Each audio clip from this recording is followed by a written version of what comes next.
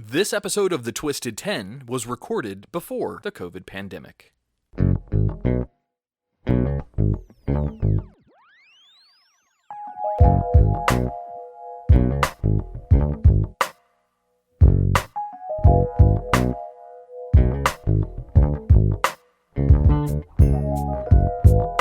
Oh, holy hell. Welcome back to another episode of The Twisted 10. Holy shit. It's been a while. Sorry, I'm not going to do that. All right, I am Adam. I am not your host tonight. I am one of the listeners. Boy, it's been a while since we've done this. It's hard to remember all this. Sitting across from me on the couch is Josh. It still feels weird. It does feel weird. You know what? Mr. Wilson. Oh, no, you're going to go with Mr. Wilson? It feels wrong. Feels wrong not to be it? It feels wrong to not be Mr. Wilson. For the listeners that are like, what the fuck is going on? It's from our other podcast that we had hosted called The Living Podcariously. On that show, he was Mr. Wilson. So, yeah. I don't... We'll mess with it. Yeah. So for the returning listeners, just know we have taken some time off, obviously, from recording the Twisted 10. It is back in full steam with a brand new business plan behind it. And we've got a lot of content. Yeah, likewise. You might not hear a couple of the familiars on here. Tach has moved up to Virginia, has his own podcast up there called A Very Brady Podcast. Yep. Andrea will join us every once in a while on the show, but she's not going to be a regular host, but she will be a guest host, bringing us Twisted Tens as she can. Say being the real badass and taking over parenting so we can goof off. Exactly. So we had the irony, the couple things that stacked up here. Number one, we all had babies. I don't remember if we had recorded since we had babies in the past. Yep. Did we come back and... AJ was born a month before we dropped our last episode. Oh, but Abby wasn't, so... That's right, you had not had Abby yet. Oh, yeah, that's right. So our baby girl is Abigail. She is now 16 months. Aurora is now 19? She's 18? A year and a half until she's 2 years old. A year and a half until 2. Now you got out of the months. Yeah, 100%. God, I'm so ready to get out of the months. But Josh has... Actually, both Josh and I have some pretty interesting news. Josh, why don't you go first with yours? I have a baby boy that's due on Christmas. What does your wife think about that? Is she okay with it? I mean... From another girl? I mean... She was okay with it at a point. She said yes at some point. Yeah, I guess that's true. Congratulations, though. That's really cool. Thank you. I liked your guys' reveal that you did. That was pretty neat to see. They had their daughter take some covered up paint to the backyard and then just paint on a canvas, and the paint was to reveal whether blue or pink, whatever, and it was a little boy. It was fun. And now it's hung up in the family room. Is it really? A piece of art for the house. Yeah, that 100%. Is awesome. I neglected my friendship responsibilities to get over there and see anything you guys have done lately. It's fine. It's just a total remodel of the bottom floor. It's not not a big deal. Not a big deal. I have some pretty cool news as well. Yeah. Andrea is pregnant again. And we've known that for a while. She's like 16 weeks along now or something like that, maybe 17. But we haven't announced the sex of the baby yet. Nobody knows. So you guys are the first to know. You know? I do already know. Oh, she told your wife, didn't she? Damn it. She did. But I won't reveal it. So our other guest in the studio, which is not going to be a permanent host, but that'll come later. He doesn't know. So we're having another little girl. So this is going to be a lot of estrogen household. Sea of estrogen right over here. Yeah, tell me about it. I'm going to come sleep in your guest room for like 5 nights out of every month, as long as you're all right with that. Hey, if you come hang out, I'll take it. Deal. That works. All right, so we beat around the bush a little bit. But the other ironic part about it is that we're returning after our last episode aired. So our last episode that aired, Mr. Wilson or Josh hosted. And the irony was that the name of the show was The Top 10 Civilizations That Mysteriously Vanished. And lo and behold, we vanished the show. And just for the record, that episode was dope, so go back and listen to it. Yeah, that's true. It was very good. I'm pretty proud of that one. It was 100% good. But we are not going to only be Josh and I hosting this show. We have hardcore recruited some actual talent into the room. Not that you aren't talent, Mr. Wilson. No, I get it. Look at it. But some of the listeners may remember this gentleman. He's hosted some stuff in the past for us on the Twisted 10, as well as one of the original hosts of our other show, Living Podcariously, way back in the day, like 2015. Me and you were the original host. We were the original. That's very true. My very good, close personal friend, and was the boss that originally told me, if you're on time, you have to be 15 minutes early. Oh, God. Why do you have to bring up crap You were like that guy? guy? He was that guy. You are so that not guy. so not that guy anymore. Mr. Ron Canniff. What a man. What's going Welcome. on? What's going on? Thanks for inviting me to this. I'm very excited about it. It's awesome. You know, when you guys were first talking about the kids, it sounded like you were a gay couple talking about your kids, right? I don't know. I'd be okay to at have first until you started talking about your wives. as long as Josh the big understands. You literally can't be though. You're the young, hip looking. You're more feminine than I am. I mean, let's face it. Wow. Shots fired. What? That's not. It's true. I mean, if you looked at the two of us, who would be the girl in the Well, relationship? I think the word you might be looking for is he's more metro, not feminine. Those are different. All right, effeminate. How about effeminate? It's not. He's not feminine He's nor prettier than I am, effeminate. though. He's Is effeminate a real word? No, I'm just kidding. Remember, I used to do that to you all the time. Yes, I do And every remember that. damn time it was. I've already made up my mind. I don't care what the word is. Even if you make it up and look at me, I'm going to say it's just a real word. Lasciviousness. And I'm moving on. I'm not questioning any of your words What does it anymore. mean? I don't know that one. I think it has something to do with lust. That was but- your chance. Oh, no. That was your chance. But it's not. Ron. Ron never challenged me on the definition of the word. No, I would always just if it was say, a word or not. That's not a real freaking word. And then he would show me it was, and I look stupid every time. Not hard. So Ron is now going to be a permanent host of the Twisted 10. So between the three of us, we're going to bring you lists, especially the next like 3 or 4 shows is going to be us for sure. But we are absolutely going to incorporate our methodology of inviting guests to come host the show. And there's a lot of people we want to get, some of our good friends out of the Orlando area. I may even have some ties into a very cool celebrity that has hosted a past show for us. I might bring that person back. So that might have like a top 10 podcast on iTunes right now. So there are some things in the works to get our show back with some guest rotations coming in. So it won't be us having to come up with these lists every week. But God, thank God. well, don't talk down to. We're just trying to build our listener base back up. It's fun, right? I Yay. enjoyed putting this list together here. Look, I want you to know that I have hours that have gone into every single episode that I have ever done. This was hours. It's like 14 It looks like pages. it. You brought a notebook. you printed It was out fun, though. sheets of research. Like, this was fun. I enjoyed this this topic and looking through it. It was hard to come up with 10. I was like, how am I narrowing this down to 10 good ones? That is a good one. It's always interesting. I always thought this was a cool thing. So we call it a top 10 list. And it's kind of weird to call it a top 10 because sometimes it's just a list of 10 cool things. Or sometimes it's a list of 9 cool things and 1 made up things because we can never forget the twist. It's that. So we don't always do a twist, but usually, yeah, we add a twist. We add a twist into the show. I'm sorry. No, it's okay. Didn't So add the twist. Ron is our host for the night. Forgot so the first word of the name of the podcast already. the twisted. Yeah, that's the second Just word. the 10 tonight. However, Really, we're going with the as a word?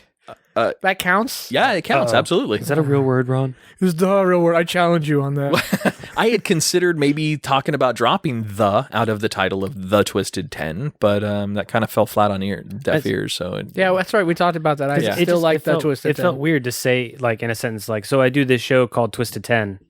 Twisted 10. I don't know, after years of calling it the Twisted 10, it's like Mr. Wilson and Josh. So it never felt, I don't know, right to say out loud. I said it aloud to Margaret when we were talking about it, and I was just, I don't know, it was weird. yeah, hey, That was it. it flows well. It's all right. So you have a problem with the word the, Ron? Is that what you're saying? No problem, but I like Josh's hair. Thanks, man. I don't know what it was. Do All of ya? a sudden, it just like caught me. I was like, dude, he has some badass. You know what hair. it is? It's how feminine I am. I love how feminine your hair is. I added the little flavor of an idea in Ron's head that you have like female attractiveness to you, not insultingly, but that triggered him to really analyze you. It put in some kind of Don't touch me there. like Easter. That's what she said. Touch it. It put in some kind of like weird, like gay Easter egg into my mind. Sorry, was that okay to say? Easter egg. it was fine. It's the wrong combination of things. It's Some kind of gay, overly extra pastel Easter egg. All right, so I'm gonna grab your topic off the shelf and I'm gonna put it right back on the table. top 10 most insensitive things you could say on a podcast. No, I'm just kidding. So, what's your topic? What's your list? You want to get into it? You ready? Are we? Well, Actually, you know I had a what? story to tell. Remember? Yeah. All right, let's do that. story I to do tell. have a story. Tell us a Okay, story. I'm gonna tell this. I'll try and tell this story quick, but I've been wanting No, to tell you're it fine. forever. You've hyped it up to So- us.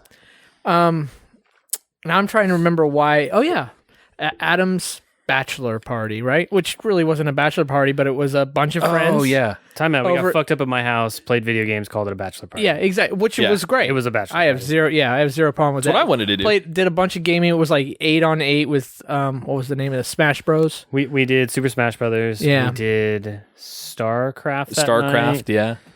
It was old school LAN party. I wanted to have old school LAN party feel without to it. having to everybody bring their PCs. Oh, and no, shit. we did. that's right. We had PCs. What are you there. talking about? We had. Sorry, my bad on that. I just didn't play those. Just I you. played. You I just didn't bring played. your I didn't. PC. Well, I didn't really have unless I take it from my son, and then he would kill me. So, so anyway, so you guys remember that night, obviously. Most of it. So then, what was about 8, 9, 10 guys there, right? Probably Something like that. sounds right. hungry. Let's just say they were hungry guys. We'll just leave it there. That sound good? 10 hungry guys, right? So Josh is going to order the pizza for this, right? Well, I thought this was interesting. So Josh orders like I do remember 2 this now. little ass medium pizzas and then 1 other pizza, and like 2 of them nobody wanted to eat because they had all gross shit on it. Which was cool. I mean, Josh ordered it. Nobody said, "Hey, why don't we get this or that?" Nobody piped up. Josh ordered what he wanted. It was fine, and I just thought, okay. Well, I didn't really care. I was like, whatever. Everybody had a slice. I think we made sure you had plenty, and we were good to go. Yeah.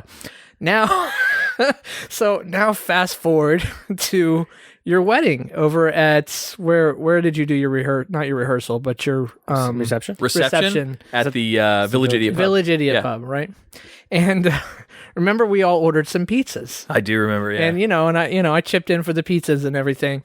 And me and Tach were talking about the night of the the bachelor party and about the Josh ordering the pizza. And I said to myself, okay, Josh never allowed to order pizza for a large group of people again, right? I know. Josh is looking like I didn't even. But know there is it. a difference between. I didn't even know There any is of a this, difference dude. between Josh and like some of his like, friends. I mean, that are mutual friends of mine that were also there, but they're like fit and in shape and like skinny and shit. I can eat a whole pizza by myself. Yeah. A whole thing. So here's the best part of the whole thing. So I said, and when we ordered the pizzas for everybody, we ordered like a bunch of pizza. It was all shit everybody liked. So I said, oh, I'm going to go just mess with Josh. I'm just going to screw with him. So he's there talking with a friend. And I said, hey, Josh, what's up, man? What's going on? You're like, good. You like that pizza, man? What's going on? Like that, just fucking with him, just for the sake of me and Tach laughing. Only our inside joke, not thinking you would get it. So apparently, you must have thought that you thought that meant you were supposed to go then give Adam money for the pizza too, which I had zero intention or gave a shit about that.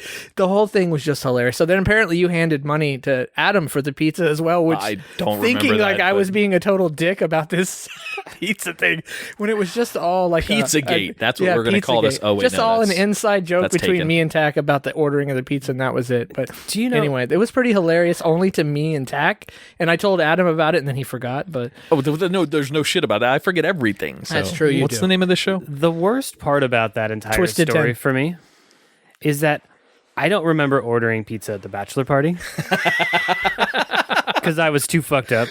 nice. That's probably the issue for that. And I night. don't remember us having this conversation at the Village Idiot about the pizza or giving Adam money because I also figured you didn't remember too that. fucked up. Too fucked up. There's a theme here. Nice. I get fucked up.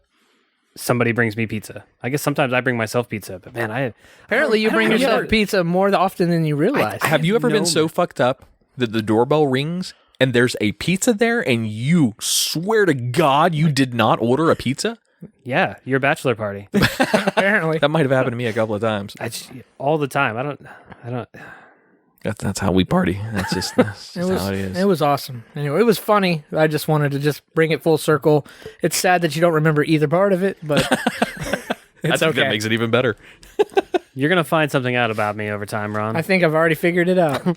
It sounds to me like I can do this same show every week, and you'd be like, "Sweet, Fuck yeah. let's do it." With my memory, and as long as you have Josh fucked up, neither one of us would know. Yeah, there you go. Just do the same show over and over again. So your top 10 list is the top 10 civilizations that mysteriously vanished. exactly. How'd you guys know? The next 10. And then we're going to take another 1.5-year break. All right, there we pod fade once again. All right, so you guys ready for the list? Yeah, man. So we don't know it. So that's kind of the theme behind the show too. The other hosts on the show. Granted, the listener knows what it is because it's in the title. So when they click on it, they know it's there. However, Josh and I have no clue the list that Ron's about to bring. Exactly. So what I have here are top 10 heists and robberies. Ooh. Nice. That's awesome. Yes, That is a nice. good one. This list was fun to put together because as I'm thinking, oh, that would be a fun topic. Let me start to look into that. And obviously you start to see some that are the same, and you see something, you're like, wait a minute, what's that? I'm like, that sounds kind of interesting. I'll just put it to the side there. And then all of a sudden you look and you like see it again, and you're like, okay. And you start to see things 3 or 4 times, and you think, okay, I guess this is interesting enough to dig into it. So then you go and just research that one and see what it's about, and you're like, oh, that's badass. So it ended up being hard to put together just 10. So is it top 10 monetarily or anything? No, it's just what I thought were the 10 coolest ones of all the ones I found. Okay, cool. So, Does this have, so being in line with the show called The Twisted 10, sometimes we have twists in our list. Is there any twists? I have no twists. Way to knock it out of the park there, buddy. Yeah, let's see if I can remember the old bit. So every week we have a new guest or a new host bring a top 10 list of their own choosing. And if they so choose, they can put a twist into it, whether it is a made-up entry or a false fact, or maybe there's 11 and we don't catch it. That's right. Yeah, that's all of it. Yeah, anything you want to do inside the twist. The twist could even be all 10 things can have the same thing in common, or what? I mean, what doesn't matter. It makes no difference. And we're supposed, the other hosts that are not doing the list are supposed to see if we can guess what the twist is. And it gets pretty bad too. I just want to throw this out there before we go into your list, just as a little hook for the people who are just joining us. I want you to go back and find our episode hosted by T.S. Madison. It is, for starters, hands down the most adult and inappropriate episode we have ever done of either show.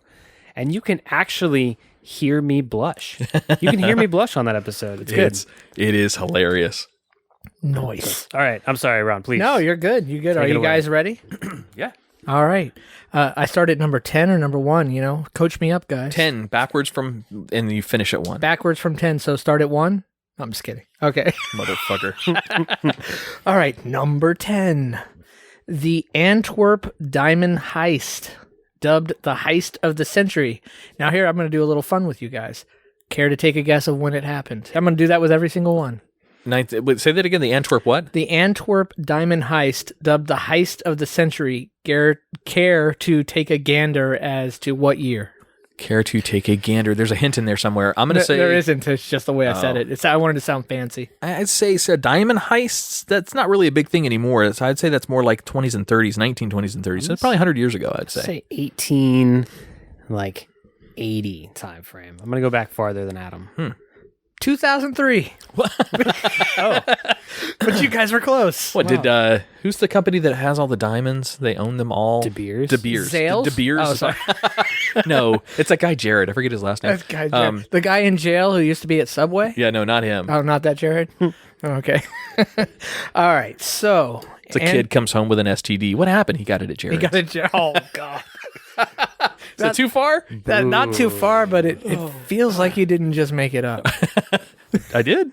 Did you? Yeah, I just made it up. I'm impressed and don't believe. I don't believe you. So here's when I steal someone's joke, I'll say I don't remember the comedian that said this, but that was it. That was I like it. 100% Adam. He got it at Jared's. It's bad though. It's bad. All right. So the Antwerp Diamond Heist, dubbed the heist of the century, was one of the largest robberies in history. Thieves stole loose diamonds, gold, and jewelry valued at more than $100 million. God damn. It took place in Antwerp, Belgium, during the weekend of February 15th and 16th, 2003. Though arrests were made and time was served, most of the diamonds stolen remain uncovered. So I'm just going to give you a little bit about how they pulled it off. They pulled it off almost in a little bit of like a slow play Ocean's 11 kind of I love it. style here. So Leonardo, and I'm going to try and pronounce his name, Notarbartolo, rented a sparsely furnished office for approximately 25,000 francs, which is $700 per month in the actual Diamond Center. And he was there for 2 years. Damn, that's a long casing of the joint. Apparently, somebody had also done this somewhere in New York. Somebody named some criminal guy, Mr. Stan, had done this in New York years prior, and he just copycatted it. He said, "Hey, that's a good idea. Why don't we just rent some office space there and we'll case it out." The method also provided a tenant ID card offering 24-hour access to the building. He posed as an Italian diamond merchant in order to gain credibility.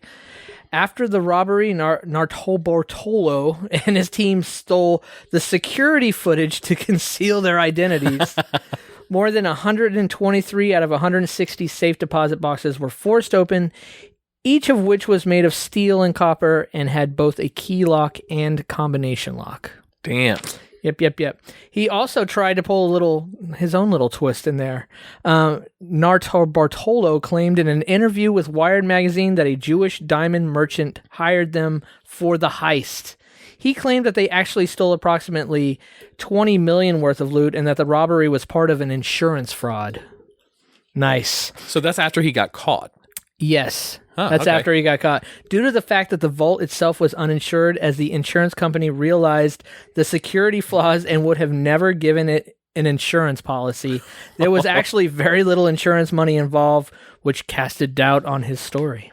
There you go. You know what surprises me about that? I mean, as cool as the story was, one of the largest diamond heists in history, and it was only $100 million. Yeah, I guess that's a good point. That is not, I mean, that's a lot of money to you and me and everybody Of course, else. yeah, But I don't have $100 million. in the grand scheme of things, that's not really that much. Yeah, I mean, especially when you talk about like the Hope Diamond by itself is, let's ask our in-studio assistant. Alexa, how much is the Hope Diamond worth? Do you want to know the price for Hope Diamond? Yes? The top result for Hope Diamond is Hope Diamond, the legendary history of a cursed God. gem. It's $23.98 on Amazon. Did that answer that? No, Alexa, Thanks for the comedy, Alexa. wow. Jesus Christ. I've added that to your shopping cart, the Hope Diamond. What? No!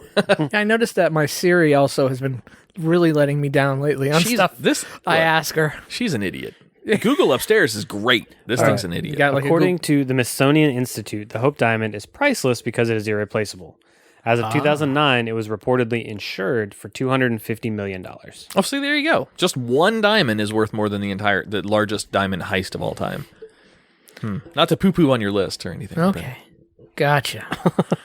All right. Who's ready for number 9? Number 9. You ready? Yes. Anybody care to name the person? It is a person that you have heard their name a bunch of times who pulled off the largest single bank heist of all time. It's a bad guy. You've heard his name. It's not Donald Trump. Wow. Was it the guy that jumped out of the plane? No, but no. to be continued. Oh, okay, cool. No. That makes sense. Damn, I just spoiled one of his numbers. Oops. Michael Jordan. Clyde, I don't know. Clyde something. What was Clyde's last name? Clyde? Clyde. Oh. They robbed Ooh. banks, right? They robbed everything. They robbed everything. They robbed everything. Clyde, I forget his name. Bonnie and Clyde? That Clyde? Clyde of Bonnie and Clyde, yeah. Actually, the person in charge of and responsible for the largest bank heist of all time is Saddam Hussein. Oh, really? Okay. Yes. That makes sense. He The took whatever he largest wanted. single bank heist of all time was committed the day before the coalition invaded Iraq in 2003. Got a theme going here. Another Uh-oh. robbery in It was a good 2003. year. It was a good year. That's your Good twist. year for robberies and heists. When Saddam Hussein sent his son Qusay, and I only know that because I used to watch the news a lot. That's how you say it. That's what I sound like when I sneeze. Qusay, to the Central Bank of Iraq with a handwritten note to withdraw all the cash in the bank. Qusay then removed about $1 billion. Holy shit, US dollar? Yes, $1 billion US dollar, 810 euros. I think that's what that little weird L thing is next to the number. In $100 pounds. notes in strong boxes requiring 3 lorries to carry it all. Who the hell's a Lori? She must be beefy. He got her from the local women's soccer team. Is she on the Saddam Hussein harem? Is that what? Never mind. I assume Lori means like a car of some kind. Okay, yeah, It's some like a kind of pickup. something. Like a milk wagon looking thing? I a guess. truck. It's a small truck, yeah. So like a Wells Fargo wagon? So that article, 100% was written by, or those facts that you got are from a British site. Yeah, They no, call they trucks lorries. are. Yeah. Oh, really? Interesting. There you go. It's just like their slang. There you go. Well, good eye, Mike. Good eye, mate. Approximately $650 million was found later by U.S. troops hidden in the walls of one of Saddam's palaces. Although both of Saddam's sons were killed and Saddam was captured and executed, more than 1/3 of the money was never recovered. Yeah, right. You know where that is, don't you? It's in the pockets of the troops that found the money. Yeah, we only found $650 million. 500. 500 400. dollars. Yes. We don't know where the rest is. There was $40 in the wall. Yep. That's all I saw in ones. Oh. It was in the stripper's G-string. Saddam Hussein. So do you think, speaking of him, do you think that the released video of him being hung in Iraq is legit? Do you think that's really him? If it's the video I think you're talking about, I believe 100% it was. Do you? Yeah. Yeah, like he's cursing him out as he goes out. I kind of Yeah. respected that. There's a conspiracy theory around that. Same thing with, what's his name? Blew up 9/11. Osama, thank you. Obama?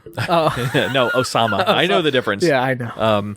Yeah, there's a conspiracy that he hasn't been. Yeah. Well, I mean, it would have been nice to know for sure, but I guess out of respect to the culture, they did what they were supposed to do with the body. But it would have been nice to actually see something. So they didn't really take videos. I guess there are pictures of him dead, though.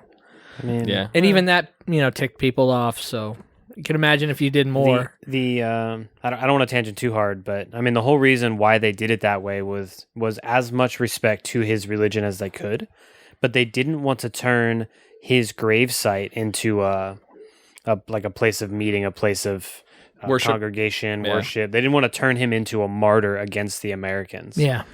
So Makes sense.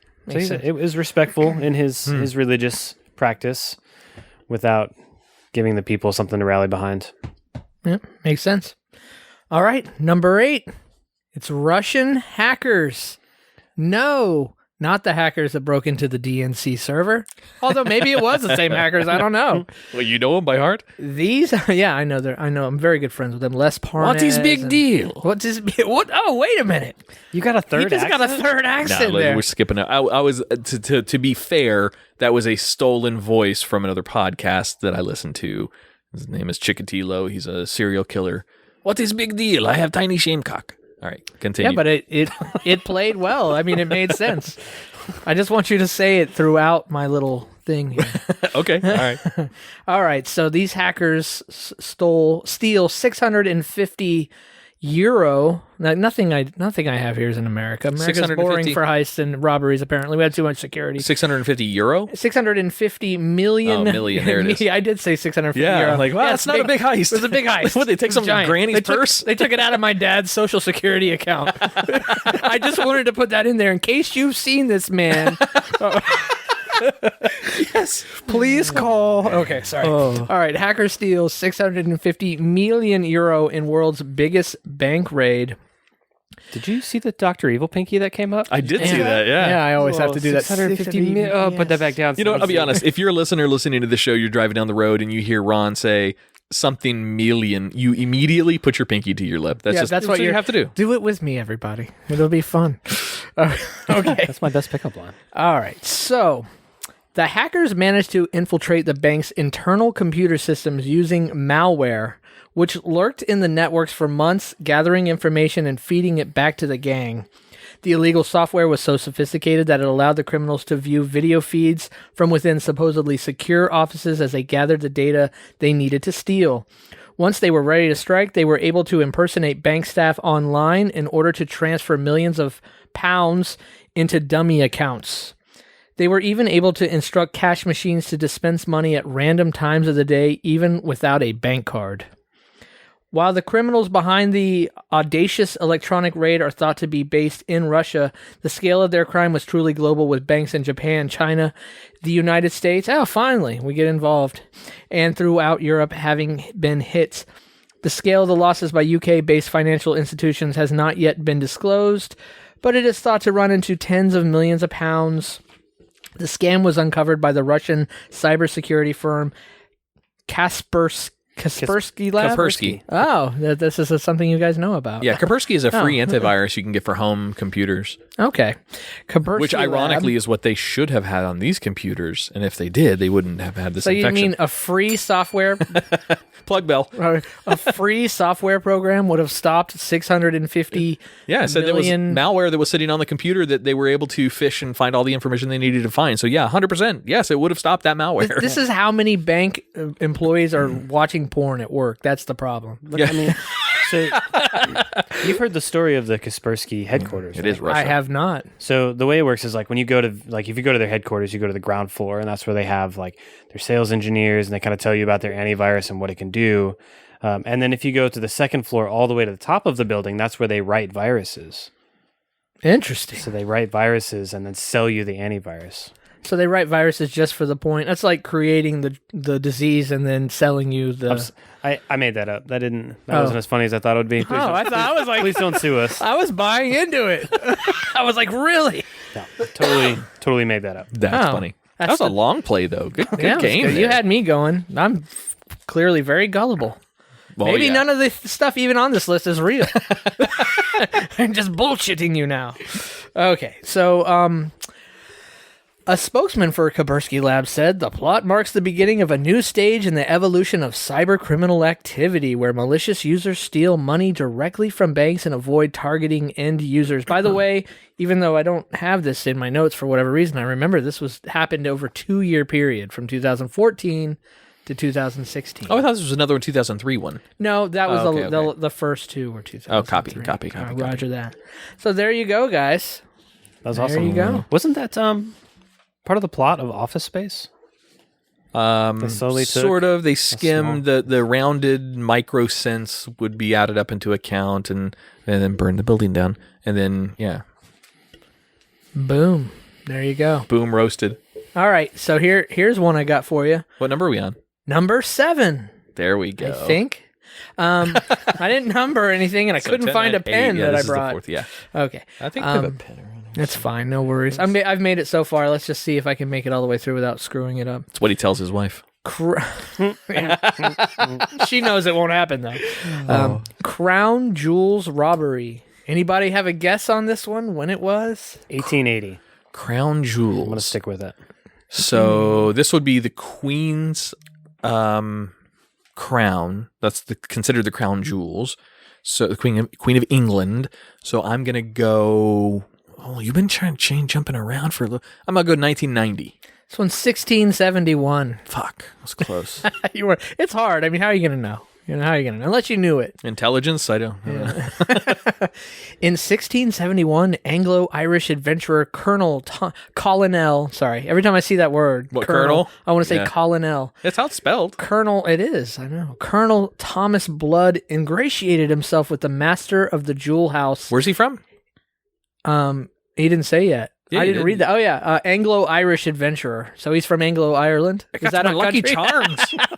Oh, it's my Lucky Charms. Ireland? Is that Irish. the whole reason you wanted me to say that? So you could say, "Oh, got me Lucky Charms." A little bit. but not as good as I just did. Wow. You guys loved my Russian good and you point. hated my Irish. God damn. You're Irish be shit, laddie. Okay, so Did you click in there? Is that Zimbabwe? that was something from the Alien movie I was watching earlier. He said, okay, let's get real here, people. Ingratiated himself with a master of the jewel house in the Tower of London, disguised as a parson. Anybody know what a parson is? Because I meant to look it up and I forgot. I'll look it up. I'll ask the internet. Thanks.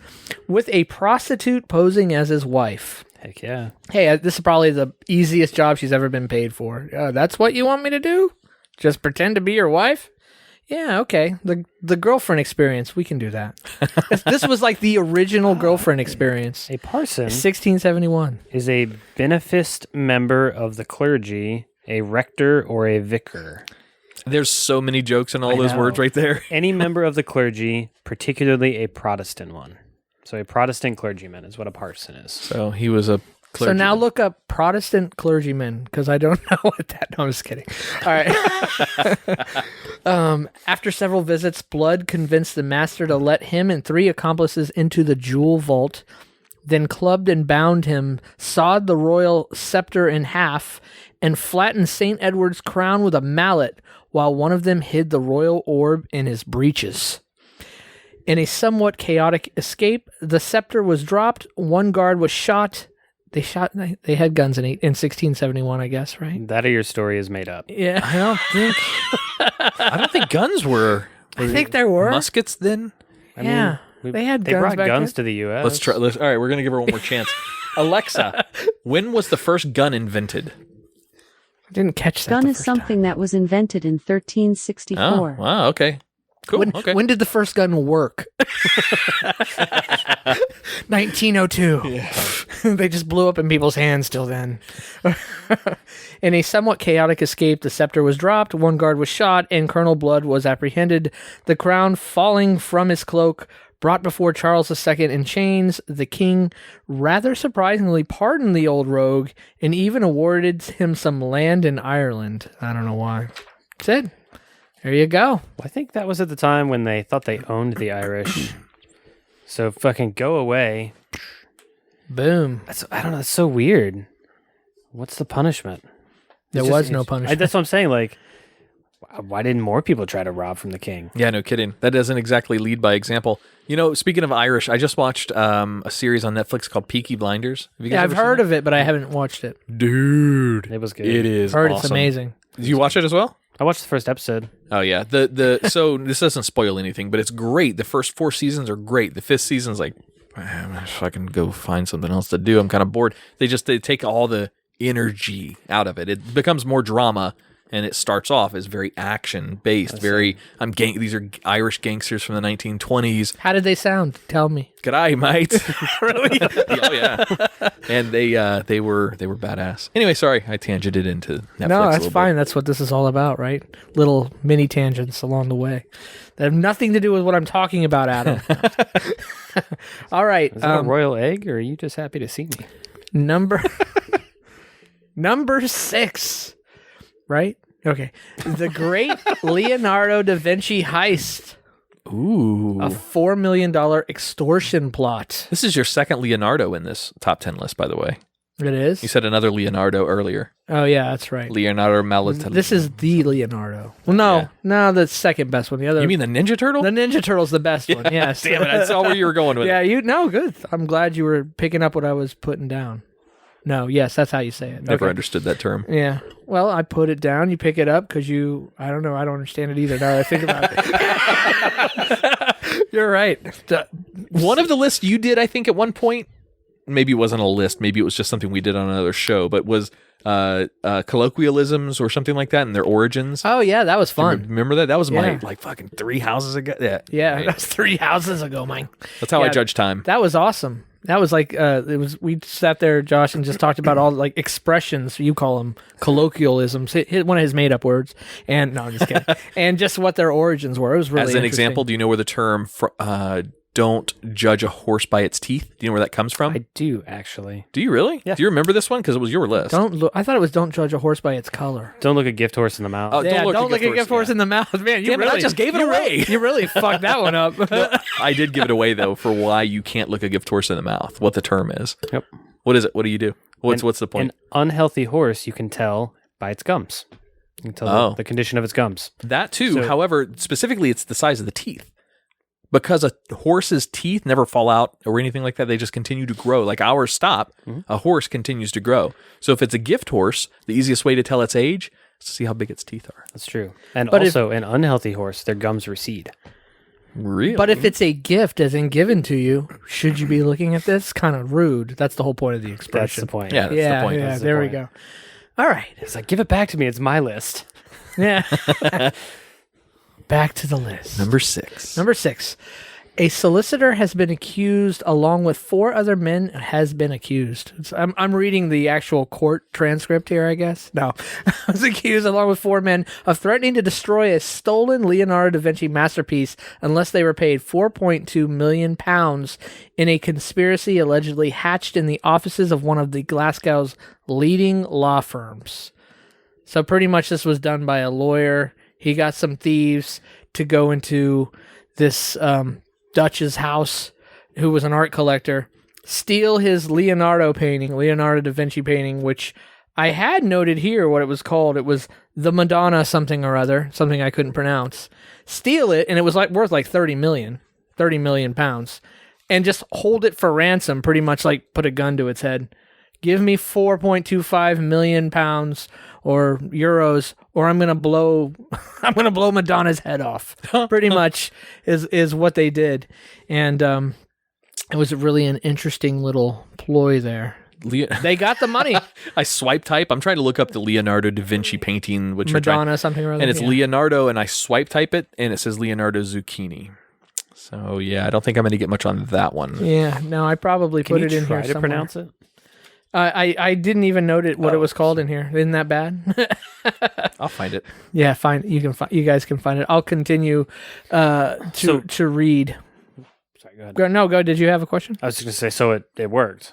Oh, it did work actually. Yeah, it did work, and I guess they discovered the painting. If I remember correctly, they discovered the painting years later. They found it, so they extorted the money and then never gave back. How much was it for? The painting. How much was it worth, or how much they extorted it for? How much was it worth? It was worth about 30 million. They said 30 to 50.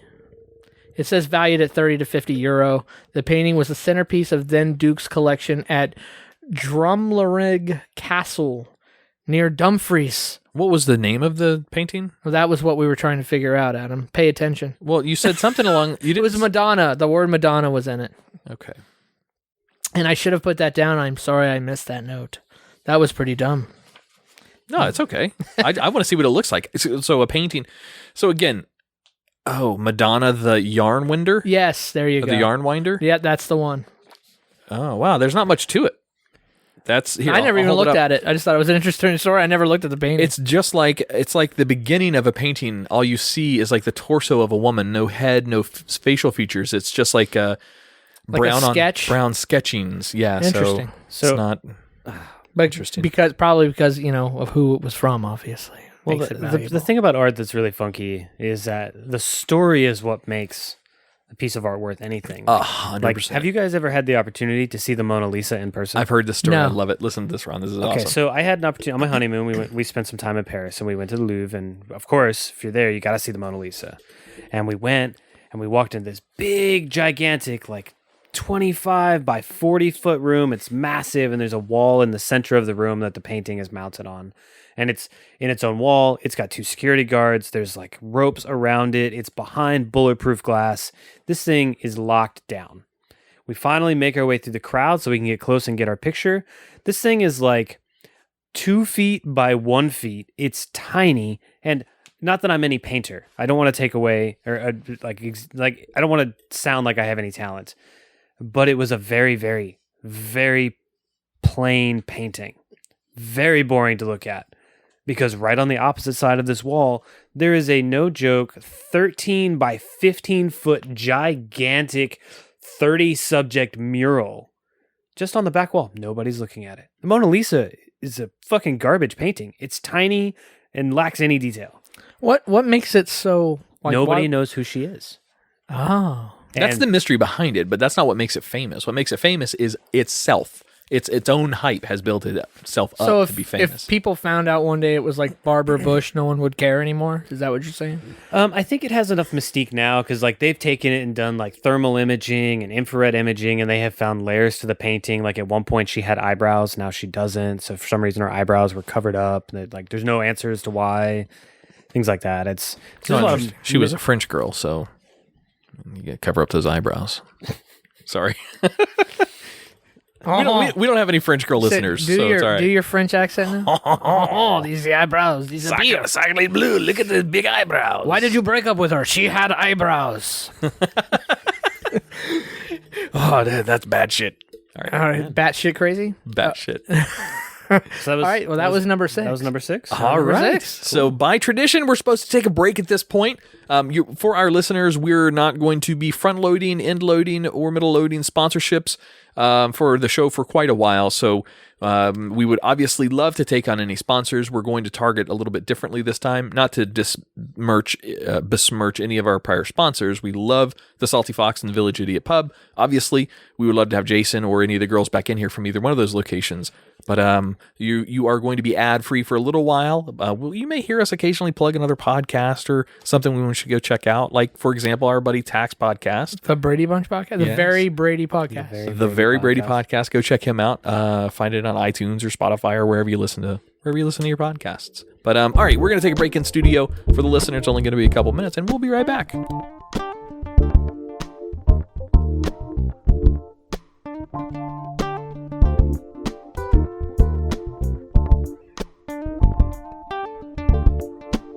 And we're back. Motherfucker. That's why I smiled at you. That's what I would always do, and you're like, "Damn, that's so cheesy." It is, but Yeah, I won't. I'll try not to do it. That's why when you Nostalgia. said you want to bring it back, I was like, "Really? You sure about that?" I did not remember that. That's You your didn't remember that was my cheesy- thing? It's so bad. Do you need me to redo it? All right, hey Josh, we're going to reconsider this third host All right, spot. cool. All right, let's talk after the show. And we're back. I didn't even make it through halfway. I didn't even make it through halfway of the first list. Got fired. Oh, well, it kind of leads into what we were talking about in the break. You're fired. Yeah, that's true. What were we talking about? You guys Trump. got fired? Trump, you're We fired. were talking about Trump? Tr- Oh, I didn't remember that. All right. Okay. I don't even know who that is. Funny you don't remember the election either. No. So about your list. I really don't. It's all your fault, Adam. That beardo. All right. There we Jack go. Daniels. Number 5. Oh, yeah. I can't pronounce it, but it's the Lufthansa heist. Oh, Lufthansa. Lufthansa is a Lufthansa. aircraft. That's Yes. a major air Lufthansa. carrier. Oh, I wasn't I've that flown- far off with the pronunciation. We've flown Lufthansa, I don't know, 30, 40 times each. Oh, because you guys fly over. It's overseas. yeah, Germany. Yeah, it's German. Okay, and that's how you guys would get to the Middle East to do your That's your, part of it. Your dirty Ukraine shit. Yeah. You guys are part of it. Oh wow. Oh wow. Oh, sorry. Okay. All right. The violent aftermath of the real life inspiration for Goodfellas is as riveting as the heist itself. On December 11th, care to guess the year? 2003. 1960. No. 1978. Damn, that was close. Members of the Lucas, but it is not spelled like Lucas. How do you spell it? Lucchese crime family. LUCC. Sounds like Lucas. Yeah, Lucius maybe? Lucas. Luchese crime family. Mare spicy meatball. Yeah, we're all gonna get killed by the mob. We better stop. With the help of an inside man providing key cards, another key card robbery. Gained access to John F. Kennedy International Airport. Their target was a large shipment of untraceable money flown in via Lufthansa Airlines. How did they track it? Armed with guns, they ordered airport staff to open vault doors without triggering any alarms. In the span of 64 minutes, they were able to steal nearly $6 million in cash before authorities could be notified. This was thrice the amount they had expected to steal. Fucking UK article. Thrice. Thrice. And it eventually led to the deaths of several of their accomplices. The amount netted the culprits more police attention than they had expected, along with rising paranoia, and they turned on each other after learning the real value of their haul. Jimmy Burke, the mastermind behind the robbery, feared there were too many loose ends involved in the case. Oh, God. And promised to kill anyone who might implicate him in the crime. Burke allegedly killed 9 people in his witness elimination program. Noise. Oh, my and God. 5 others involved in the case met violent deaths as well. As a result, authorities were never able to gather sufficient evidence to indict Burke. And so it worked. Hey, And he were you remained- working the baggage claim that night of, September, whatever? Well, yeah, I'm going to kill you. And he remained clear of any involvement with the case until his death in 1996. Got away with Damn. it scot-free. Wow. Oh, I have no idea how they traced it, by the way, Josh. I had no idea if you were really wondering. A giant case of untraceable money. They tracked it all the way to the airport. Wait a second. There you go. So 6 million was that heist. Yes. Was it US dollar equivalency or is it their pounds? Yeah, that was or, it was a John F. Kennedy Airport, so that's probably US. Oh, you know what? though? but it is a German It wasn't aircraft. US currency. Good question. Let me go back to my smart ass. notes. Yeah. See what happens there? I outschmatted myself.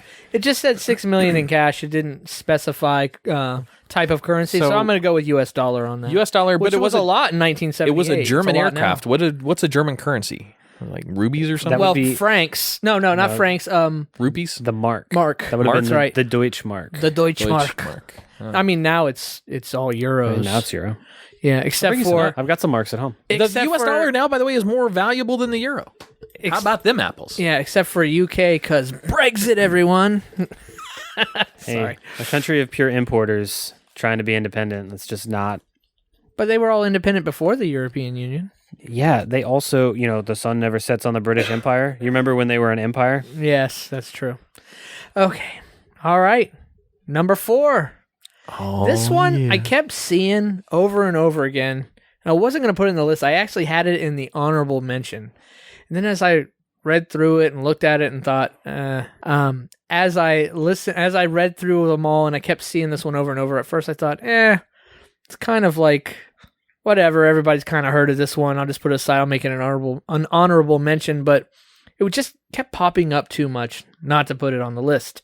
So the Wilcox train robbery, perhaps the highest profile train robbery of the Wild West. 1860. You guys are close. 1899. Damn it. I win. Lost again.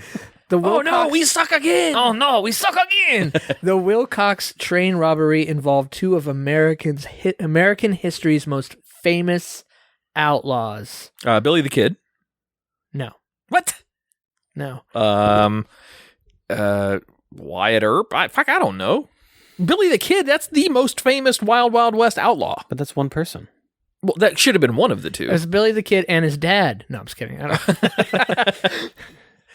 Oh no, no more guesses. There was a movie about him in the probably in the 60s. I'm gonna guess. Would we recognize the 1960s. names or the name? Absolutely, you're gonna know who these. When I Wild say Wild it, you're gonna be like, West, "Oh, like I know that." cowboys? They were nicknames. Okay, two famous bad guys with cool nicknames. Something and the something. All right. So if you're listening and you're not driving, You're probably pause the show. they're probably screaming the names right now. Is most of the people listening? Throw your guess on the Facebook page, and then hit play. Yeah, but they could do it afterwards, and we would never know that they did it at the right time. Yeah, I have The more honor- faith in the the integrity honor of our system. listeners. I don't know. Benny and the Jets. Benny and the Jets. Josh doesn't know the song. It's Elton John. I was right, like, how do you well, not know all that song? He only knows it because that Elton John movie just came out. No, my mom, huge Elton John fan. Okay, that makes me Huge. feel so young. Go ahead. My mom. Huge Elton John fan. Yes. Well, I think that's important for the listener to know, too. Ron's 40-ish as well. Like, Tach and I were both right at 40. Do you know I'm how old he is? 43. You're 43. No, I didn't know how old. I knew Ron was older than me, but I didn't know how old. I just have a youthful sounding voice. The age difference between us is a teenager. For real? How old are you, Josh? They're 31. No, I didn't realize that. Is a teenager? Yeah, pre-teenager. 12. Let's not extend it anymore. Well, you said your mom was a huge Elton John fan? I mean, she still is. Present tense. Okay, Elton gotcha. John fan. So anyway, Butch Cassidy and the Sundance Kid, Oh, okay. Yeah, that makes sense. Robert Redford and Paul Newman, right? Is that who was in the movie? Were they making movies in the 60s? In the 1960s? Yeah, yes. 1860s? Yeah. Jesus. What was it like to watch TV in black and white? Yes, I'm not the oldest one in the room anymore, so No, that that's goes true. to you, buddy. That's true. I don't know. The only thing I watched in black and white was Young Frankenstein. I've heard of that. Oh my I'm god. kidding. It was funny. Oh, It was okay, a really I was gonna funny movie. like seriously, dude. We'll nerd out on Josh a And little bit here. The Schindler's List. We'll nerd out on Josh a little bit here. Ron and I are of the age when we were right around early 20s, when we spent hours upon hours playing a video game, trying to jump off a statue to make Laura Croft's clothes disappear, jumping into her pool. Stupid April Fool's joke on the internet ruined my life for like 3 weeks. We tried so many times to get that jump just right so her clothes would fall off on the game. Yeah, it said that in Tomb Raider 2, if you go into her house where you could like target practice, just kind of run around, get used to her movements. If you could get up on this particular statue and dive into the pool, she was supposed to come out naked. Why we even cared to make a 8-bit. 8 or 16-bit, well, it was probably better than that because it was PS2, so however many bits those were. I don't know. All right. Anyway, okay. So Butch Cat, back to the list. Wow, we got off track there. She never ended up naked, by the way. No, That it never makes- that happened. makes sense. Yeah, you think? Butch Cassidy and the Sundance Kid, although the actual amount stolen, $36,000, equivalent to roughly $900,000 today. That's crazy. Damn. Pales in comparison to modern day heists. The manner in which the robbery was pulled off remains the stuff of legend. Before dawn on June 2nd, 1899, the Union Pacific Overheard Flyer, I said that right, was flagged down by two men with lanterns performing what looked to be some sort of safety advisory. As soon as the train's first section stopped, 2 to 6 men, depending on the account, boarded and demanded the engineer take it over a nearby bridge. Wait a minute, 2 to 6. So that is how stories get exaggerated. There's only 2 of them, but the first survivor, it was 4 of them, man. No, it was 5. I counted. Fish stories. If it was 2, I totally could have taken them. Yeah, exactly. exactly. Nearly immediately after they cleared it, the gang ignited dynamite that was set up on the bridge, preventing the train's second station from following them. The robbers then quickly ordered the engineer to uncouple the passenger's car, leaving them free to rob the mail and express cars uninterrupted, using dynamite to blow through doors and a safe. The bandits made out with a fortune in banknotes, cash, and assorted jewelry. That's crazy. You know, that had a happy ending.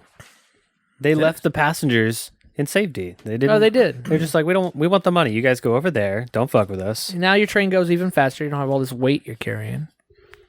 There you go. I mean, maybe it's it true, was- but all of the passengers died because they were out in the middle of nowhere in the Wild Wild West. With no engine to get anywhere. Yeah, exactly. All right. Okay, Oh boy, we in the final 3 now. so we are number 3. I'm sorry. It's been bugging me this whole show. yeah. Number 3. Jay Alvarez used to do that Yeah, every I remember that. single. Yes, Yeah, that's cool. And then didn't somebody go like 3? everyone would make sounds. Yeah, everybody would just say Everybody the did. number differently. Andrea definitely went higher. She went higher in her pitch because she could. Yes, definitely. Number 3. Gonna get higher. Sorry. Elevate my mind. There you go. The Dubai Black Magic Robbery. Dubai Black Magic Robbery. United Arab Emirates. That is UAE, correct? I have that UAE, right? Yes. Yeah. Care to guess the year? United Arab Emirates wasn't even a thing until like 1980, I think. I have no idea. I'm gonna go. What is the? So it's the Dubai. The Dubai Black Black Magic Magic. Robbery, UAE. I'll go 2010. 2009. 1995. Motherfucker, you went undercut me by 1. I did. I definitely priced and raced Damn. you. No joke though. I priced right at you. was Nice. gonna guess 98. Oh man, That's if you close. I thought for some reason, Adam, I just had this feeling you were gonna get it right on the money. I don't know Yeah, why. no, nope. Fontanga Babuni Sissoko. I'm sure I butchered that person's That's name. what I'm gonna name my daughter. Single-handedly robbed the Islamic Bank of Dubai for 242 million using the oldest Damn. trick in the book, money doubling. The government denied the crime and silently bailed the bank out at the expense of the investors. Sissoko told Mohammed Ayub, the bank. God, I'm just like, this show's becoming racist the way I'm saying these names now. Told the bank manager that he could double the money and successfully double the first amount the manager gave him. Afterward, he started transferring large sums of the bank's money to Sissoko in accounts across the world. Wait a minute. Did you just say this guy came in and said, "Hey, Mr. Bank Runner Manager Yeah, hey, guy, Mr. Bank Manager, I I'll can double your money." Did it once, and he said, "This is great," and just started sending him money like crazy. Oh my god! Yeah, this is why they hit it and decided, you're stupid. This So- never happened. So that's the Nigerian prince that keeps emailing. Yes. But he actually met the Nigerian that prince. bank manager would have fallen for the Nigerian prince. Oh, absolutely. I'm sure he did. Afterward, he started transferring large sums of the bank's money to Sissoko in accounts across the world. He also paid huge credit card bills for Sissoko, believing the money would come back doubled. This is like my God. classic. I know. That's why I had to put it in here. So ridiculous. Despite his religion condemning black magic. Which is why they called it that. So awesome. After 3 years of transfers, the manager realized that Sissoko's number was no longer going through and the bank was running out of cash. Oh no, his phone don't work no more. I ain't got no money for the people to come in. That's when we got racist. They were Yeah. He was later arrested for embezzlement and jailed for 3 years. He's not Indian. Oh. Well, how do they sound in UAE? Not Indian. Okay. So give it to me. What do they sound like? I'm not even going to attempt an Arab accent. Holla, holla, holla, holla. Alexa. No, I'm just kidding.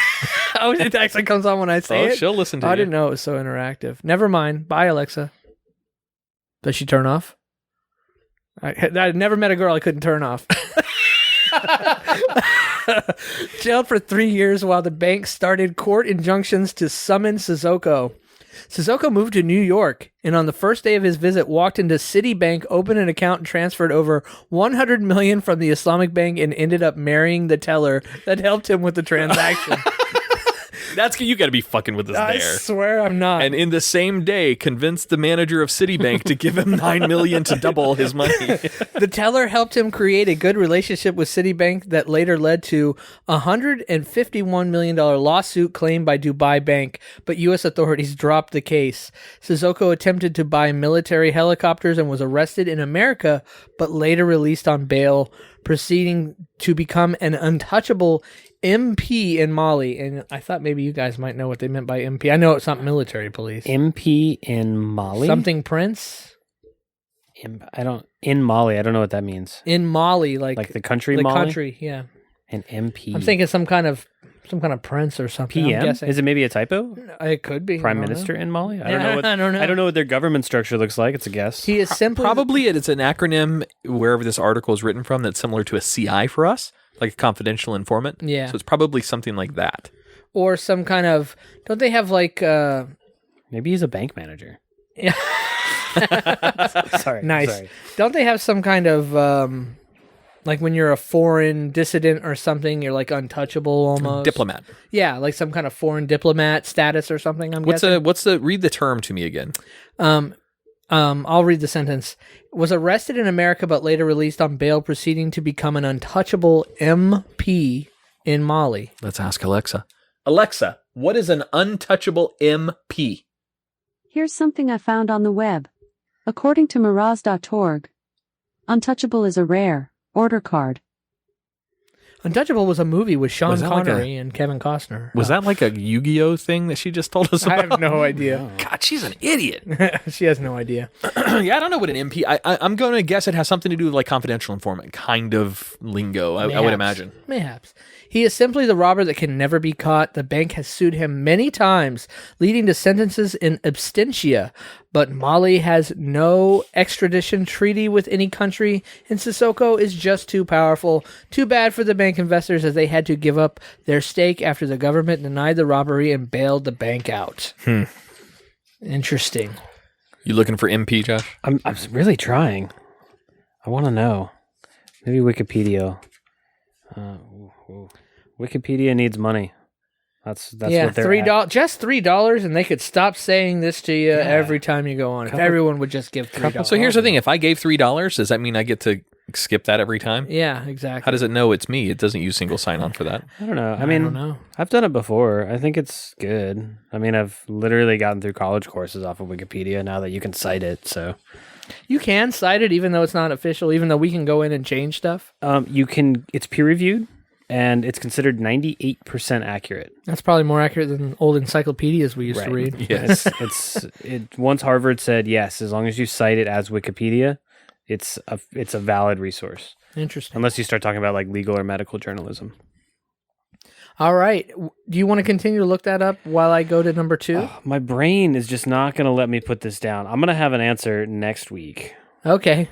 He'll forget. Stay tuned next week for the answer to what the hell an MP is in Mali. There's listeners out there that know what the fuck it is. They're like, you motherfuckers, it's So this. stupid. Message me. Tell me. I want to know. Go to Facebook. Turn off the road. Go to Facebook. I found another article. And after where you answered Butch Cassidy and the Sundance Kid, you fucking morons, put what an MP is.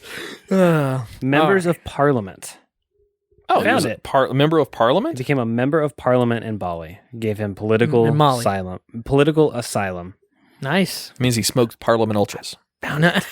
Is that true? No. Okay, I didn't think so. All right, guys, you ready? Yeah, let's do it. Number 2. D.B. Cooper. Yes. Now, this is one that apparently, as I've spoken with some people ahead of this and told them a little bit about this list, making sure it was powerful enough for this comeback episode, I had 2 people actually ask me, did you put D.B. Cooper on there? Really? And I was like, holy shit, I guess this was like the secret only I didn't know about. Man, the gentleman heister. Yeah, nice. D.B. Cooper is an unidentified man who hijacked a Boeing 727. Dude, my friend even knew it was a Boeing 727. That's crazy. Aircraft in the Northwest United States in the airspace between Portland, Oregon, and Seattle, Washington. On the afternoon of Wednesday, November 24th. Oh, this is I don't know the year. 19... either late 70s or early 80s. So I'll go 1979. I was going to say 82. That's the first number that came to mind. 71. Nice. Oh, okay. You were close. That was close. Got the right decade. The man purchased his airline ticket using the alias Dan Cooper, but because of a news miscommunication, became known in popular lore as D.B. Cooper. He extorted $200,000 in ransom, equivalent to $1.2 million in 2019. Not that much, though, really. Still, not still that much. No, and parachuted to an uncertain fate. Despite an extensive manhunt and protracted FBI investigation, the perpetrator has never been located or identified. It remains the only unsolved case of air piracy in commercial aviation history. There's so many interesting things about the D.B. Cooper story. But it could go on forever. Like, I couldn't sit here and talk. We could make a whole show. Oh, yeah. Well, that's what I was about to say. There are like people that do conspiracy shows and people that do, like history, like drunk history, things like that. Yeah. Everybody has done an episode of D.B. Cooper because it's so fascinating. Because, yes, he was very... I don't want to say gentleman because he was holding them up. So it was a scary life and death kind of situation, but he was chivalrous while he was doing it. Mm-hmm. So there is that. In fact, I think he flirted and was like... I say the story as I know it is he got on the airplane and he told them what was happening and asked for a seat, and he sat there and asked for a drink, and he made no reservations that he was sort of hijacking the plane so he could make an escape, but he was never like rude or angry or demanding. They didn't argue with him because that's their training and their job, is to not crash the airplane. The people on the plane didn't even know it was happening, like the passengers. Passengers did not. The crew yeah, did. the crew obviously knew. The passengers weren't even aware at the time. I thought he got the passengers out. Like, he landed with them, let them out, and then took off again, and then that's when he jumped out the plane. It's not what I read.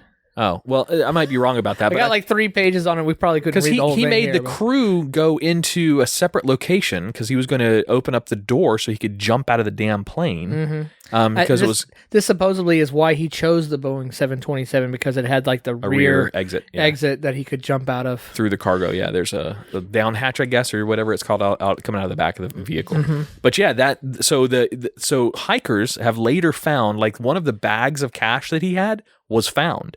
So they did the one piece of evidence for him jumping out of that plane has been found, but they still haven't found a body or a parachute or anything. And there's tons of people that claim, this is the really fucked up and weird part. One of the podcasts I was listening to goes into detail of all the claimants to be D.B. Cooper. So there's been like 4 or 5 legitimate men who would fit the profile, who would fit the statute, who came into unusual amount of money, all of that. 4 or 5 of these guys that fit it perfectly. And a couple of them have said on their deathbed that they are D.B. Cooper. So it makes the mystery even that much more intense because you don't know who he really was, which is really cool. Yeah, so I thought that was super cool, super interesting. I mean, if somebody's interested in hearing way more about it, just go to Wikipedia or whatever. I mean, the Wikipedia was like, some of the stuff like on Wikipedia, it was so sparse on some of the stuff. I had to go find other sources to get more information. This is one, it's like a book. I was like, oh my God, it's almost overwhelming. They say when he jumped out of the back of the plane, the flight attendants heard what they thought, or one of them thought, was him re-hitting the plane as he jumped out. So the theory is that he died because he jumped out. It was still going too fast that he should have not jumped, and they were still too high. He should have not jumped because of the pressure and the cold. That's what I was wondering. I was like, how did he even survive that jump? I mean, You can slow a 727 down slow enough to where you can jump out the back of it. They but is weren't it the going that slow, speed, though. or is it the elevation? I mean, those are both separate factors. I mean, did he have any kind of? I'm wondering, did he have any kind of mask or something, like an air mask? No. I mean, Or he He just did not. jumped out in parachute. Doesn't even seem like he would survive that jump. If you're above 10,000 feet, which I don't think that they were, I think they were at like 7,500 feet when he jumped. well, that's probably jump out of plane height right there. But Yeah, that's fine. You're saying the speed of the plane would also be Yeah, an the issue. speed. So if you jump out of a plane when it's going 400 miles an hour, it's going to kill you from the impact of the wind. It's granted you think you'll navigate through wind. That's not the case. When wind hits you going that fast from a complete stop, in this case it wouldn't be complete stop, but you know what I mean. It would completely destroy you. There's no chance. And what one of the flight attendants thought she heard was she heard the door open. Like she could hear the pressure change in the aircraft and stuff like that. But then she heard what sounded like a thud against the plane. So she thinks when he jumped out, he got slammed back against the plane before ricocheting off and going to the ground, which would have been detrimental to him. I would imagine so. but they have mapped every potential flight path that he would have had with and without a parachute. No body, no chute, no nothing. There's like zero anything other than this bag of money that rolled up on a riverbank. Yep. Other than this bag of money. The bag of money was the only thing they could find. And that was like fucking 30 years afterwards. That wasn't even like, the next week with the fucking people out there finding it. So interesting. I say, I know. Sorry, we kind of took that one from you. No, it's awesome. I love D.B. Cooper. That story's fascinating. That's why I thought, like, I'm glad I put it in there, because at first I saw it a few times. I was like, whatever, but it kept showing up over and over and over again in my searches. So I decided I'm gonna dig a little deeper, and I'm like, that is badassery. Yeah, what's a good one on that? I think there's a good Time Suck episode on it. Yeah, Time Suck is for sure. I say that was a really good. I think let me look to see what episode number that is. So Dan Cummins like really broke down the theories and like what they've done to find him or the money or anything. He did a really good job with that one. Interesting. Well, there you go. So go to Dan Cummins' Time Suck, yeah. and look for the D.B. Cooper episode. Yeah, it looks like Adam's pulling up the episode number. Yeah, I'm flipping back through. God damn, he's at 168 episodes right now. He just did an episode on Killdozer. Do you know what Killdozer is? No idea. It's the story of the guy that got pissed off at his town, and like he big city guy moves to a small town, and they give him a hard time. Basically, don't let him zone things he wants to zone, and he gets frustrated and makes a bulldozer into this fucking unbeatable tank and goes and destroys like 12 buildings, a cement factory, runs over a bunch of cop cars. Where was this again? Goes ape shit on this town. That's amazing. Sort of, yeah. I mean, he's kind of a dick because he did threaten some people's lives. Where was this? I don't remember the town. okay. I mean, it would be better if it didn't happen, of course, but it did happen. And that's some psychopath shit that doesn't happen in real life. Yeah, no. So that's Marvin Heimeyer, Granby, Colorado. Interesting. Yeah, that's an amazing story. All right, episode 121 of Time Suck is the D.B. Cooper hijack mystery. So go check our boy out, Dan Cummins, with Time Suck. Oh, there's the plug bell. Yeah, just don't listen to his show only and not ours anymore, because his show's kind of better. This show's way better. I only have an hour and a half a week of podcasting. I'm so glad that stupid show told me about this good one. We have one 1-star review on this show. Really? Out there. Tell us about it. Who is the asshole? I don't know. It's not. Where are they located? But it was like good concept. Guys are boring. Yeah, like really? It boring. Yeah. Nice. Yeah. I laugh my ass off at this show every time I do it. That guy doesn't know what he's talking about. So did it also say something about they really need to add one more great host? Was that the one you guys were talking about? Yeah, said something about with titties though. So Oh, I've got titties. I mean, I don't know who that person was. nice. Nice. All right. Here we go. Number 1. Oh boy. Short but sweet. Gardner Museum art heist. Care to guess the year? I don't know anything about the Gardner Museum, so I don't know where or it's when. more modern. More modern. 2000. No, not 2000. 2010. 1999. 1980. 82. 86, 88, 84, 89. Judge is leading the 90. witness. 90. There we go, 90. Yeah, I'm leading the witness. That's hearsay. Objection overruled. Okay. It is known to be one of the biggest heists in history. You said that like a German Nazi heist. Heist in history, where two thieves dressed as police officers entered the Isabella Stewart Gardner Museum in Boston on 18th of March, 1990, after convincing the security guards. Convincing them of what? I don't know, but convincing that they were really cops. But it was just a few minutes later the guards learnt. Man, you can tell this was written by English people. That's a real word. Learnt. I know it's a real word, but it's just not a real word I say on a Uncommon word, regular must basis. be British. Yeah, there you go. It's not part of Ron's typical, what's the word to describe your repertoire? There we go. Vernacular? Yeah. Vernacular. Either one will work, Yeah, either of these made up words you guys are Sorry, saying. vernacular is British for vocabulary. Yeah, no, I gotcha. Wow, smart ass. You just got learnt over there, boy. I learned something good there, boy. The guards learnt that they were not real policemen after they were tied up and knocked down in the basement. That's when they learned. Figured it out. They wake up, I don't think those were real police officers.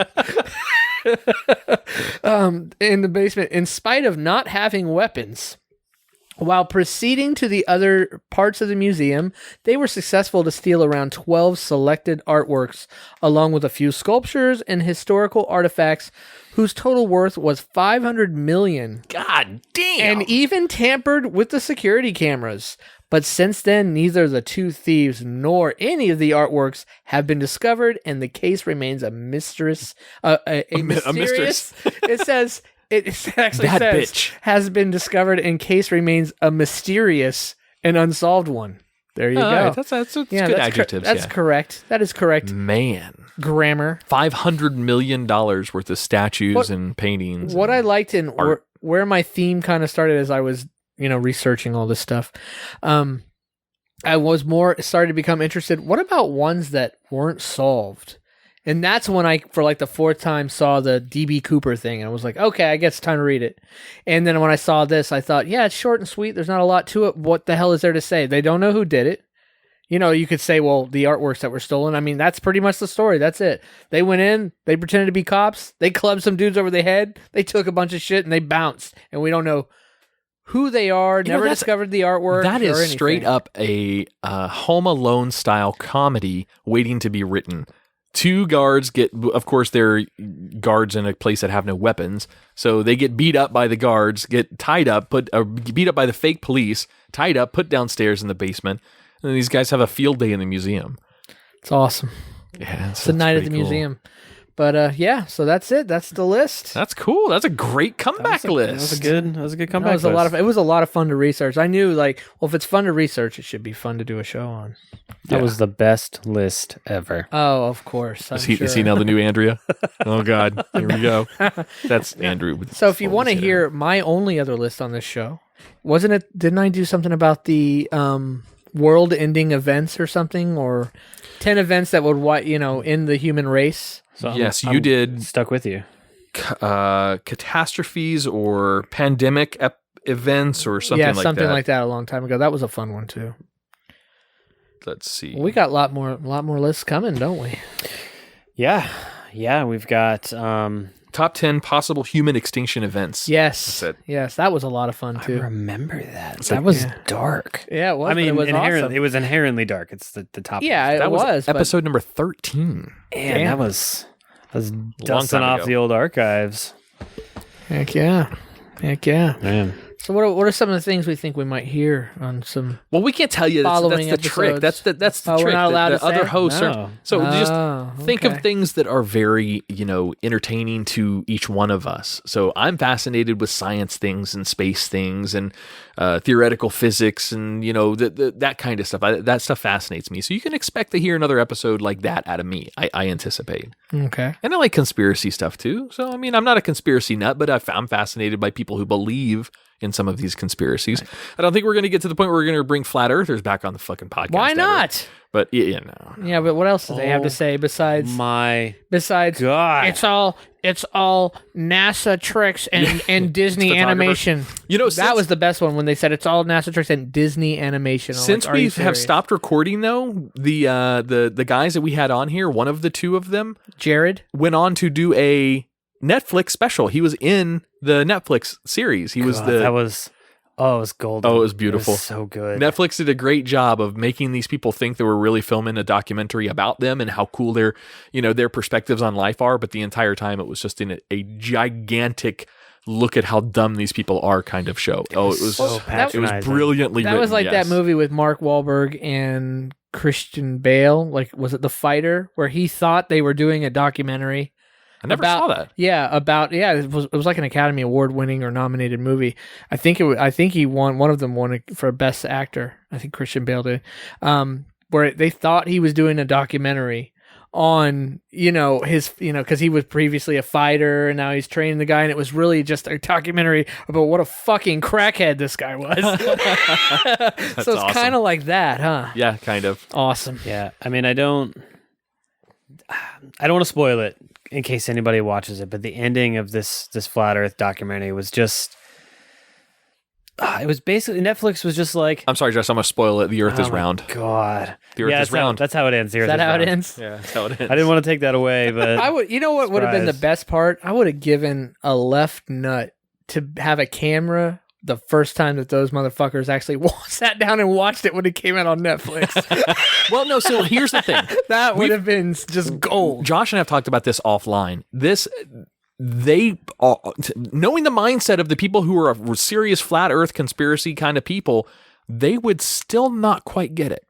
They would be oblivious. The majority of them, some of them would see what the piece of work was, but for the most part, they would not be able to tell it was really patronizing to them and poking fun at their perspectives on life. They wouldn't get it, which is what makes it even better. It's beautiful. It's beautifully produced.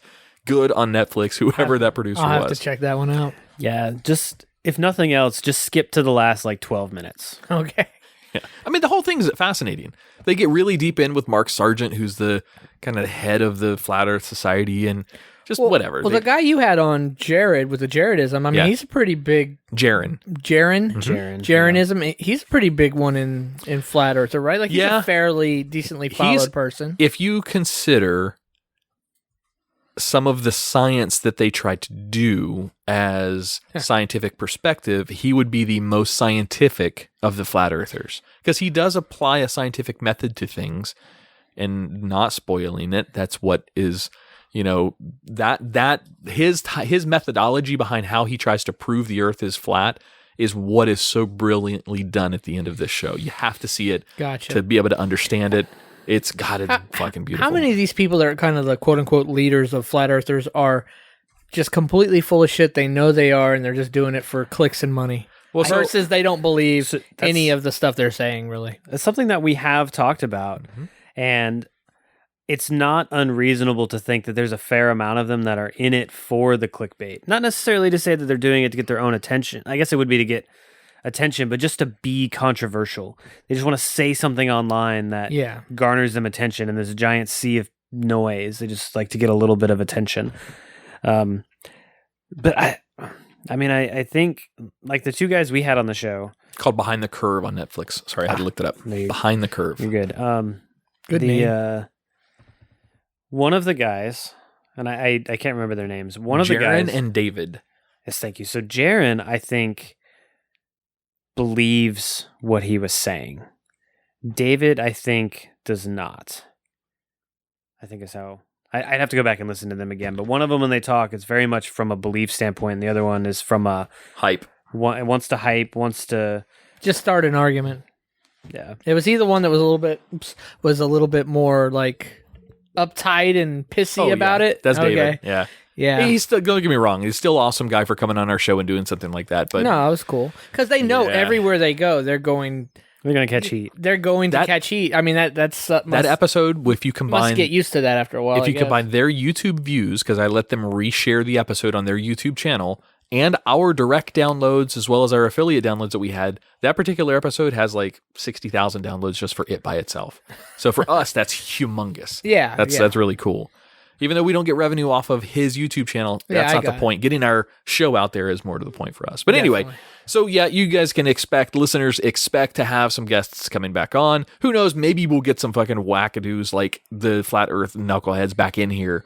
Never know. I mean, what's a good controversy? Let's pick another controversy and get someone to come on and talk about it. Oh, man. Pit bulls, is it bred into them for being aggressive? You want to do something like that? No. That's too close to home, too real. Yeah.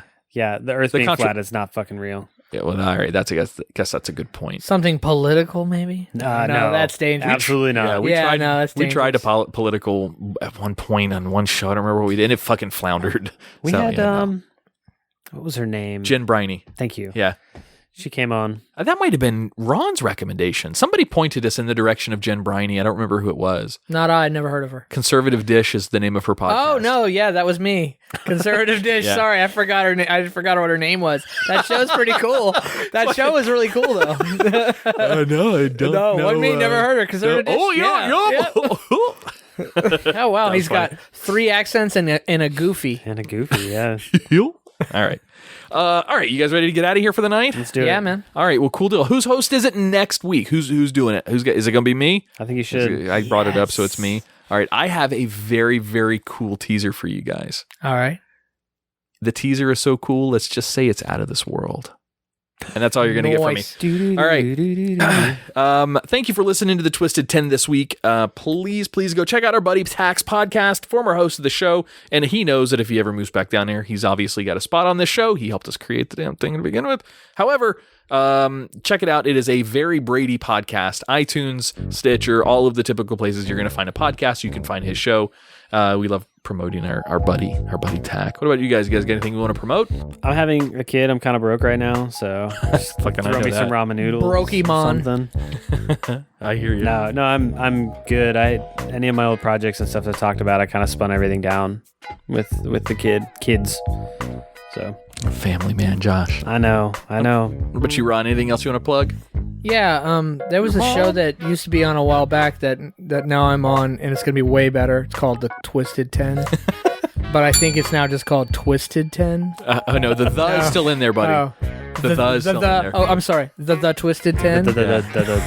We are. I got nothing else. But Just this show. When this episode does come out, I think we're going to have our branding all updated as well. So we're going to have a new logo. We're eventually going to have some T-shirts. If you wanted to order some T-shirts and support the show, I'm not wearing T-shirts. You're not wearing a T-shirt. No. Yeah, look at that hairy chest. Yeah, no. Everybody just wants to see my chest. If Ron breathed in really hard right now, I would die from a button projectile. Just saying. All right, let's get out of here. Thanks for listening to Twisted 10. I am Adam. I'm Josh. I'm going to do it. I'm Josh. And I'm Ron. Thank you for listening to Twisted 10. We'll see you guys next week. Want to interact with the hosts and other listeners of the Twisted 10? Simply go to twisted10.com and click on the Discord invitation.